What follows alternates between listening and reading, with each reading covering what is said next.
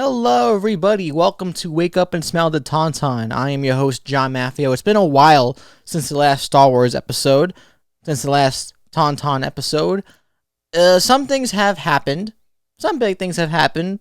The Star Wars Celebration got officially announced with the date of August 27th to the 30th in Anaheim, California, which I will be going to. And that's something to look forward to. I'm sure there's going to be a lot of cool news about Disney Plus shows. Maybe some talk about the Benioff and Weiss Star Wars trilogy, which I guess is a little bit on rocky waters because of the end of Game of Thrones, but I'm still excited for it. It's new Star Wars, might be Old Republic, might be old-time Star Wars, which has potential to be very interesting. But for now, let's talk about the newest news story that literally came out today as I'm recording this. Will be coming to you a day or two later. Whoa. Voice crack Batman. Yo. So, John Williams, one of the best, arguably the best film composer that we've had, has made some classic scores, just a couple, maybe a few, up for debate. He's still doing the scores for Star Wars, the main saga films, and he plans, apparently, from many sources, or a source, this has been getting around, so it's going to be talked about. He has an idea to utilize every theme that he's ever composed for all the films in this last movie.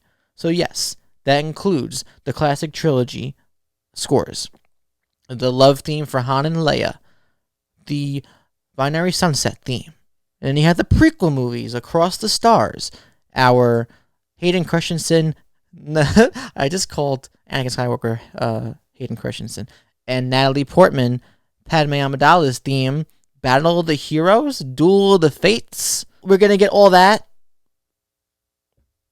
But why? Why are we going to get all that? We are to understand, apparently, from J.J. Abrams, that this end of the movie, this end cap movie for the entire Skywalker saga, is going to coalesce in a way that brings together all 9 movies. Red Letter Media recently made like a fun goof prediction theory video that actually spread like wildfire, which is kind of funny actually, because they're being serious, but also people are running with it. Oh, so they're gonna do this now. Huh, ha, ha. So apparently they mentioned the idea of time travel. It was introduced in Star Wars Rebels with Ahsoka Tano and Ezra Bridger. Dave Filoni did it, so now the possibility is there. They can bring time travel into this. I don't know how I feel about time travel in Star Wars, but it hasn't been done yet, so if they're going to do something crazy and kooky and different, because Last Jedi was so controversial, so I guess go for it. Swing for the hills, I guess. Swing for the mountain, swing for outer frickin' space. Ha! Just made a little Star Wars pun without even intending it. I think it's cool that we're going to subtly hear all the themes, if that's true, for all these movies. I mean, I actually don't hate the prequels that much. I only really don't like Attack of the Clones. I've always really liked Revenge of the Sith, and Phantom Menace has its moments. Even Attack of the Clones has its story beats that have been enhanced by other shows surrounding it and other lore surrounding it now. But back in 2002, it wasn't regarded that way, because that's all we had was that movie before Revenge of the Sith. But now, with more context, I guess some things make it more enjoyable, even like the Clone Wars show. But yeah, I guess I'm excited to hear Across the Stars again, the Padme Anakin theme, if that's the case. I'm excited to hear Battle of the Heroes, because that's one of my favorite John Williams composed tracks, where Obi-Wan and Anakin fight on Mustafar. And yeah, even Duel of the Fates. I don't know. Again, you can get really theoretical here with how is it going to be used? Why are they using it? If we had to play into the idea of time travel, maybe Rey somehow opens some kind of Pandora's box. She's holding a bag. She's going to the Death Star. What if Darth Sidious, in a way to try to persuade Kylo or Rey or both, that he will, with his ever-going contingency plans, he has an idea to get them on his side, and maybe it involves showing them parts of the past. Because past, present, and future are all part of the same thing, and it's time. And a lot of time has passed in these movies, so why not bring it back? I have a hard time thinking about how they can utilize that besides time travel. I know maybe Hayden Christensen can come back as Anakin.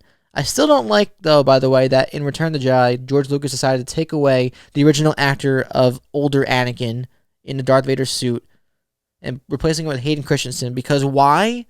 Now I'm going off on a tangent, but why, when Darth Vader died, when Luke Skywalker brought him back down to give him a proper burial, why would he come back as a Force ghost as his younger self? When Obi-Wan died and he looks like Alec Guinness, and Yoda died and he looked like his older Yoda puppet self. Why would Anakin decide, oh, you know what, I don't like the way I looked. Like, I want to look, I guess you can argue that he wants to look how he looked before he turned dark, like his light presence. But even then, he wasn't even so pure in that physique with the long hair and the scar. That was when he started to turn. It wasn't like the height of his positivity, the height of his lightness in the Force. In my opinion, it's just one of those things that always bothers me about the changes George Lucas made with those original movies. But nothing gets as bad as Return of the Jedi when they're in Jabba's palace and Nicki Minaj sings that little tune with the one that goes, oh,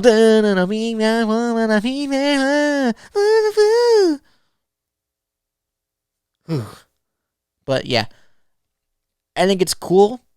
It'll be nice for those who have been watching these movies since 1977, since 1999, like me, or people who are just getting introduced to this whole Star Wars thing and have been watching these new movies first and then going back thanks to their parents and watching the older movies.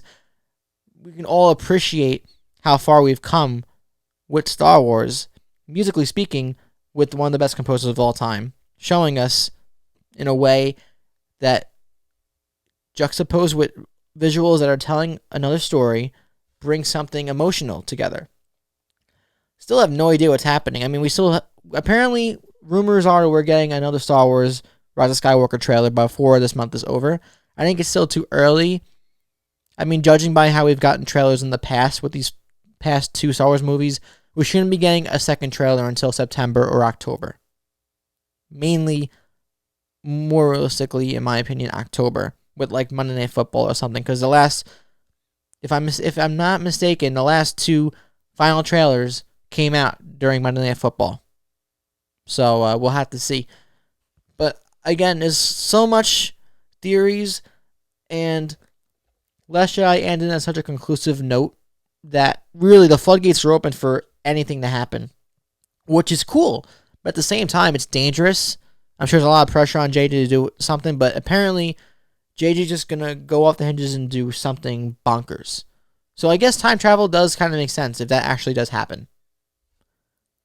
How it utilizes, are they going to like fix things like Avengers did, or is this going to be a way to show us what's happening in the future without affecting the past? I'm not sure what's going to happen there. But that's really it for today's episode of Wake Up and Smell the Tauntaun. I just want to talk about that John Williams score. And what do you guys think of this possibility? Do you like the idea of time travel possibly being introduced into Star Wars live action speaking? Because it's been introduced already, just not on film yet. And is there a theme that I didn't mention that you want to hear?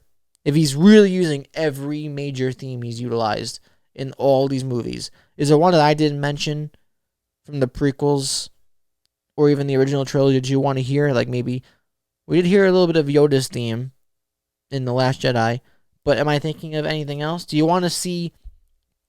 What do you want to see? I guess that's it. So like, subscribe, ring that bell, tell me what you think about all things Star Wars down below, and may the Force be with you all. I'm John Maffio, aka MaffmanJones. Sometimes when I speak, I go into like an accent. I don't know why. I just noticed that it sounded really weird when I said that. I'm John Maffio. thank you for watching. Thank you for listening. I'll see you next time. May the Force be with you always. And Max Rebo forever. He leads the best band in the entire galaxy. Don't you damn forget it. Bye-bye.